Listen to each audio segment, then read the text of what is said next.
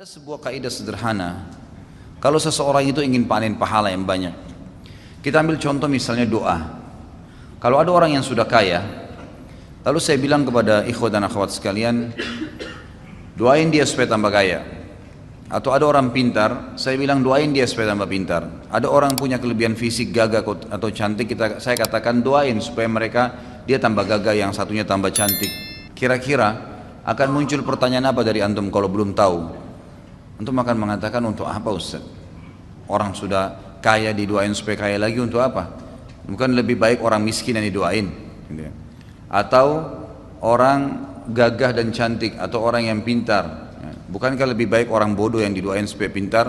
Atau orang yang memiliki kekurangan fisik dimintain dan doa sama Allah supaya jadi gagah dan cantik? Maka saya katakan memang boleh saja. Orang yang jelek diminta jadi gagah, orang yang miskin jadi kaya, bisa saja. Tapi yang penting intinya mendoakan orang yang sudah punya kelebihan agar Allah lebihkan lagi.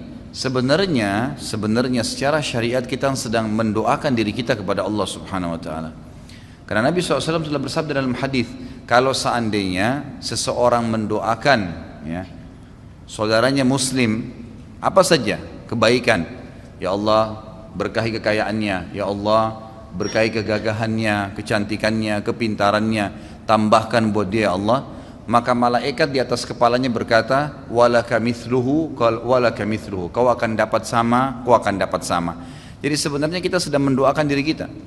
Karunia dari Allah Subhanahu wa taala, Allah meminta kita agar tidak cemburu dengan orang, tapi kita malah mendoakan kebaikan. Ternyata itu kata kuncinya agar kita mendapatkan apa yang dimiliki oleh orang itu. Seperti itu kurang lebih. Jadi jangan dibalik, jangan malah hasud, jangan malah jengkel, iri, dengki dengan orang yang punya kelebihan. Tidak, doain dia, gitu kan? Doain dia. Begitu pula sebaliknya, jangan doain orang keburukan. Benci dengan tetangga, ya Allah matikan. Malaikat bilang apa di atas kepalanya? Walaka mithluhu, walaka mithluhu. Kau dapat sama, kau dapat sama, gitu kan?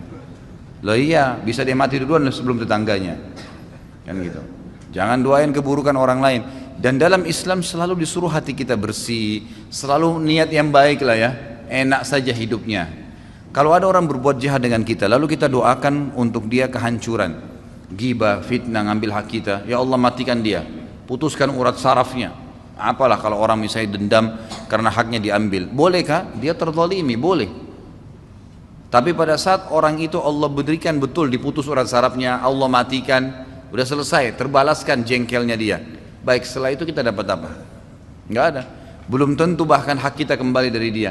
Tapi kalau orang berbuat jahat, kita katakan, ya Allah berikan dia hidayah, buka hatinya supaya dia merasakan iman, berikan dia ilmu-ilmu syar'i kepadanya.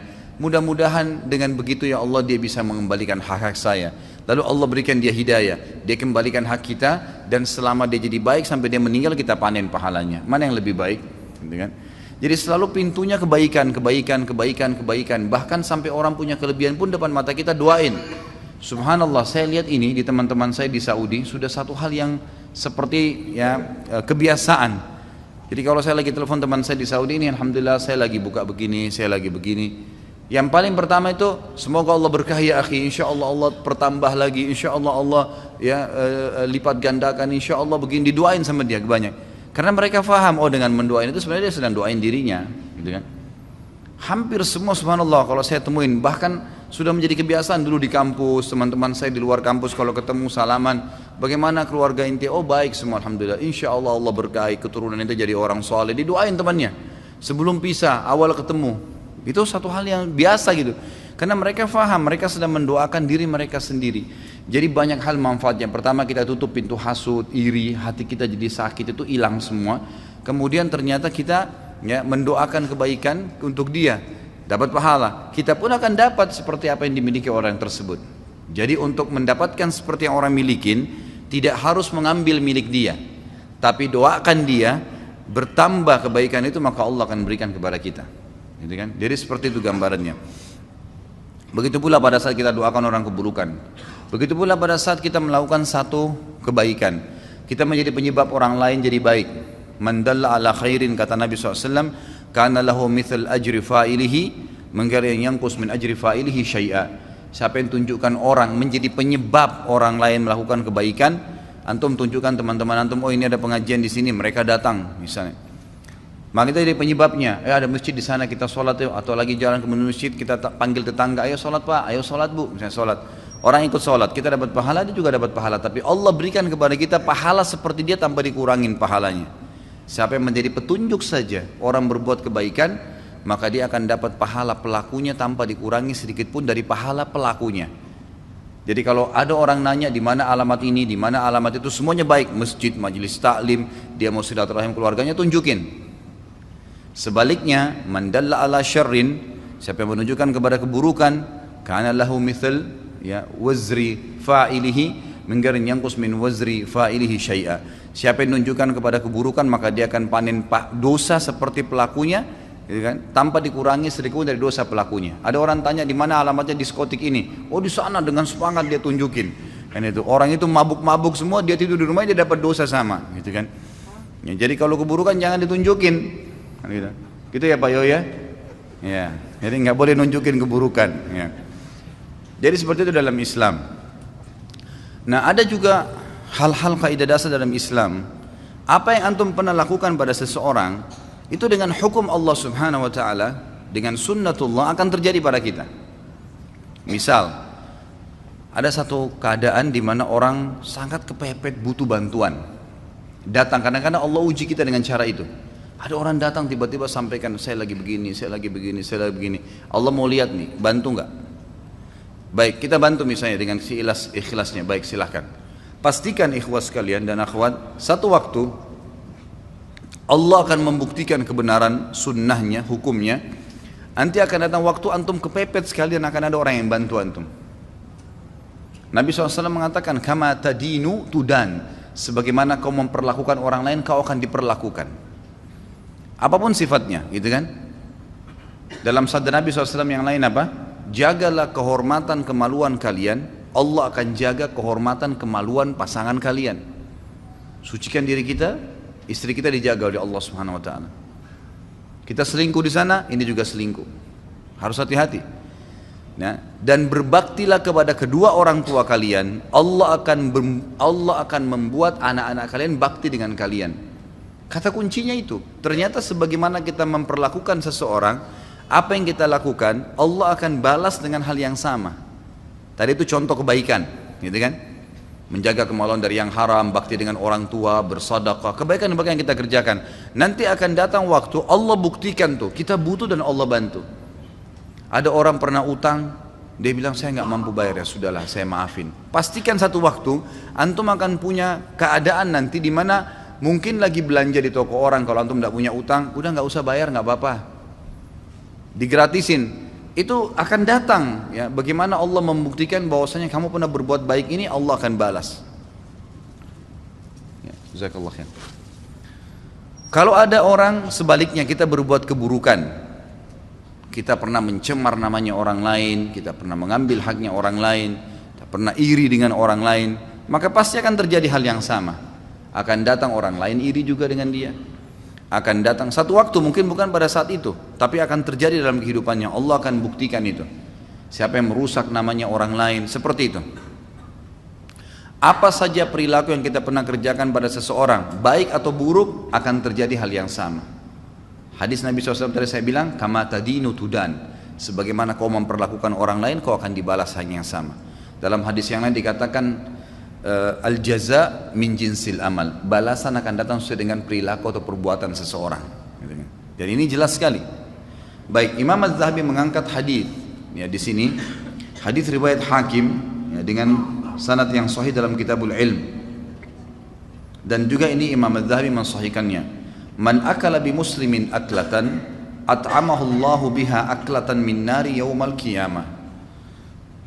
Barang siapa yang memakan harta seorang muslim, niscaya Allah akan memberinya makan disebabkan dari perbuatannya tadi dari api neraka pada hari kiamat.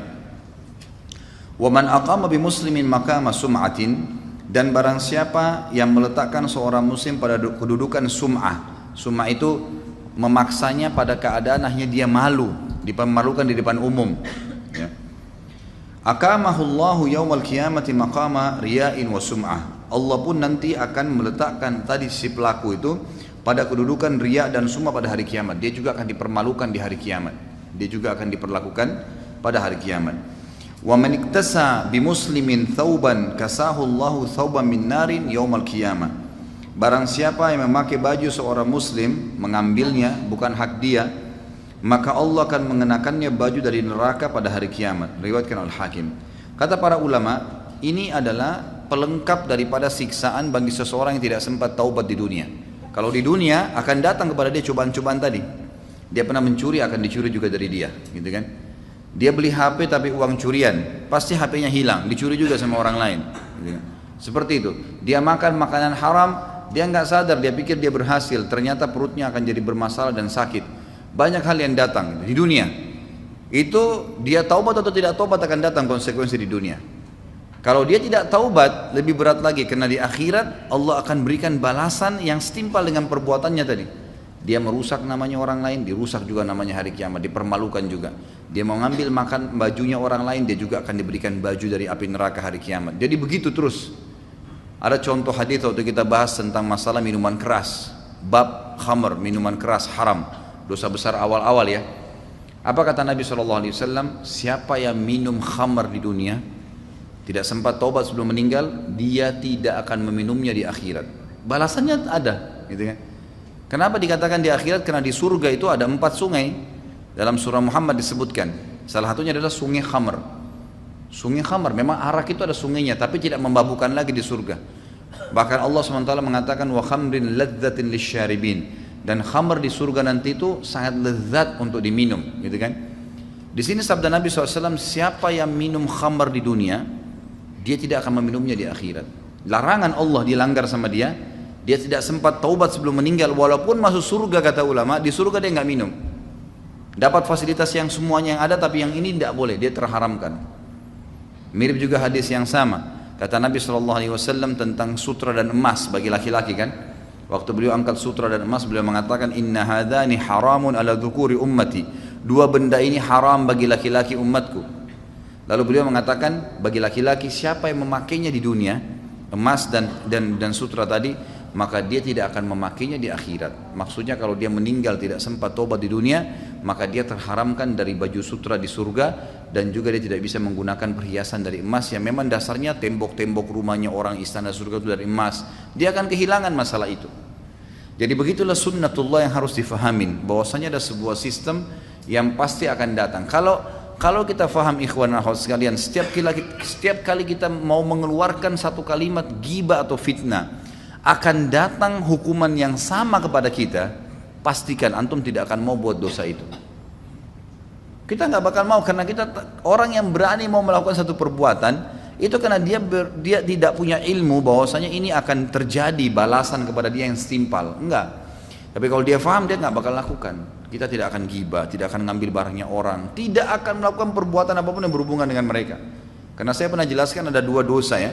Ada dosa yang merupakan hakullah dan ada hakku adami. Ada haknya Allah, sholat, ya, puasa, itu haknya Allah SWT. Artinya kalau antum taubat, Allah terima, udah dimaafin sama Allah, nggak ada hubungan sama manusia. Tapi yang sedang kita bahasin adalah dosa yang kedua, hakku adami, hubungan dengan manusia, hubungan dengan makhluk, gitu kan? Nah ini kalau antum buat dosa ghibah misalnya, harus taubat kepada Allah dan harus minta maaf, perbaikin hubungan dengan dia. Nah ini yang berhubungan dengan manusia ini nggak bisa. Antum kalau yakin sentuh sedikit saja yang bukan barang antum, satu waktu barang antum juga akan disentuh. Bahaya sekali itu. Ya. Dalam masalah rumah tangga, sekali berbuat yang haram, terbuka pintu buat keluarga kita itu. Kecuali Allah SWT selamatkan, gitu kan? Maka kalau orang tahu pada saat dia berzina, ternyata terbuka pintu bahaya buat istrinya di rumah, dia nggak berani zina itu. Karena dia seperti buka rumahnya itu sebenarnya. Kan gitu. Kama tadinu tudan, sebagaimana kau melakukan, perlakukan orang lain, kau akan diperlakukan. Bukankah seorang sahabat datang kepada Nabi SAW mengatakan, ya Rasulullah, saya siap jalankan semua syariat kecuali satu, izinkan saya berzina. Itu aja, saya nggak bisa tahan fitnah perempuan. Nabi SAW menghadap ke wajahnya berkata, kau mau nggak kalau ibumu dizinai orang lain? Dia bilang tidak ya Rasulullah. Baik, saudarimu mau nggak? Enggak. Anakmu? Enggak. Tantemu? Enggak. Artinya kalau kita lihat ibu kita sedang diganggu oleh laki-laki untuk dizinai, mau nggak kita lihat? Tentu kita nggak mau. Saudari kita nggak mau, anak kita nggak mau, tante kamu nggak mau. Terus kenapa kau ridho mau melakukan pada orang lain? Artinya kata Nabi SAW, kalau kau buka pintu itu, terbuka pintu-pintu di rumahmu nanti, akan ada gangguan-gangguan yang datang. Kalau orang faham ini, dia tidak akan berani melakukan kesalahan itu. Antum matikan lampunya rumah seseorang iseng saja, satu waktu rumah antum dimatikan lampunya. Begitu konsepnya. Jadi harus paham, orang kalau paham tentang konsep ini, maka dia tidak akan melakukan pelanggaran kepada manusia siapapun. Tidak usah dilayanin gitu kan. Jangan sampai terjadi, berbahaya. Karena akan terjadi pada diri kita juga. Sebaliknya, kita berbuat baik sama orang, efeknya bukan hanya sekedar hubungan kita baik sama dia, bukan hanya sekedar dapat pahala, tetapi Allah Subhanahu wa taala juga ya membalas, nanti akan datang banyak kebaikan-kebaikan yang kita tidak sangka. Sekali kita bantu dia, kita akan dibantu satu waktu. Sekali kita pinjamkan, kita akan dipinjamkan. Sekali kita senyum, kita akan disenyumin. Begitu terus. Ya, begitu balasannya. Jadi tidak ada orang itu akan dibalas dengan keburukan.